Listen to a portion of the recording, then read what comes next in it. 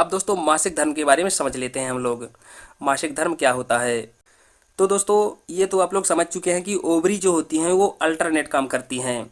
मान लीजिए जनवरी के महीने में ये वाली ओवरी काम कर रही है, इधर साइड की ओवरी काम कर रही है। तो इसमें दोस्तों जैसे ही इधर अंडे बनेंगे, इसमें दोस्तों जैसे ही यहाँ पर अंडे बनेंगे, अंडों का निर्माण होगा। तो दोस्तों आप लोगों को यह ध्यान रखना है कि 1 से 7 दिन के बीच में अंडों का निर्माण होता है।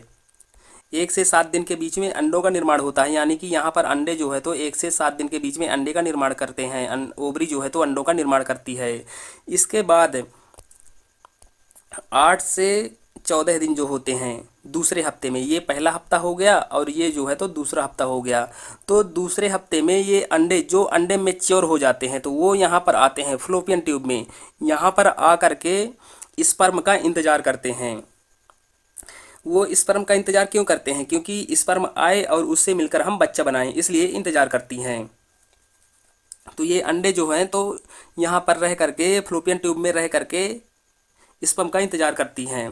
एक अंडा आएगा, इसके बाद दूसरा आएगा जो मैच्योर होगा, मैच्योर हो होकर इधर अंडे आते रहते हैं। इसी प्रकार से दोस्तों तीसरे हफ्ते में भी अंडे वहाँ पर पहुँचते हैं, फ्लोपियन ट्यूब के पास पहुँचते हैं।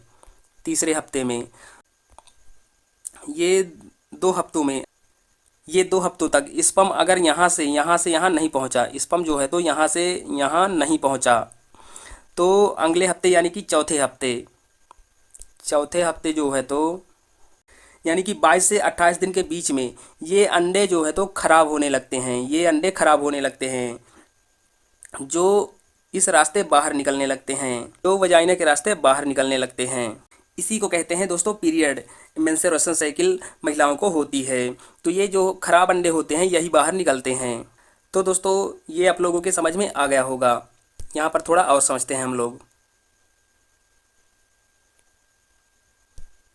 देखिए दोस्तों, प्रथम सप्ताह में अंडे बनते हैं। प्रथम सप्ताह में अंडे जो है तो बनते हैं, अंडों का निर्माण होता है। दूसरे सप्ताह में वो फ्लोपियन ट्यूब में शुक्राणुओं का इंतजार करते हैं, जिससे वो निषेचन करके बच्चे का निर्माण कर सकें। तीसरे हफ्ते में भी ये जो है तो फ्लोपियन ट्यूब में रह करके शुक्राणुओं का इंतजार करते हैं। इसके बाद चौथे हफ्ते में ये पूरी तरह से नष्ट होने लगते हैं। अंडाणु जो है तो पूरी तरह से नष्ट होने लगते हैं, जिससे बाहर निकलने लगते हैं। यही होती है पीरियड, मेंस्ट्रुएशन साइकिल। तो दोस्तों जैसे ये ओवरी जो है तो जनवरी में काम करी, इसी प्रकार दोस्तों अगले महीने जैसे ही ये 28 दिन ख़त्म होगा, जैसे ही पीरियड ख़त्म होगी, उसके तुरंत अगले महीने में ये ओवरी काम करेगी।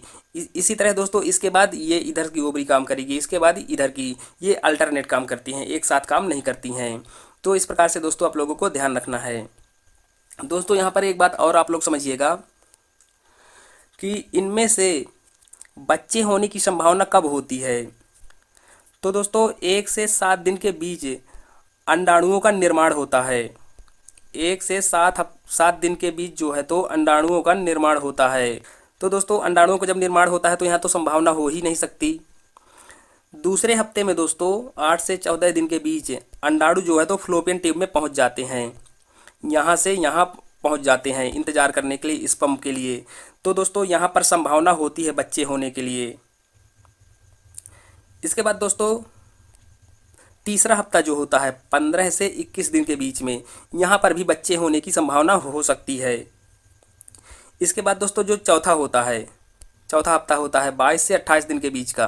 22 से 28 दिन के बीच का जो होता है तो इसमें दोस्तों कोई भी किसी प्रकार से प्रेगनेंसी नहीं हो सकती, इसमें बच्चे नहीं हो सकते, क्योंकि अंडाणु जो है तो पूरी तरह से ख़राब हो चुके होते हैं। तो दोस्तों ये जो बीच के 2 हफ्ते होते हैं इनमें प्रेगनेंसी होने की संभावना होती है। तो इस प्रकार से ये चीज़ें जो है होती हैं दोस्तों।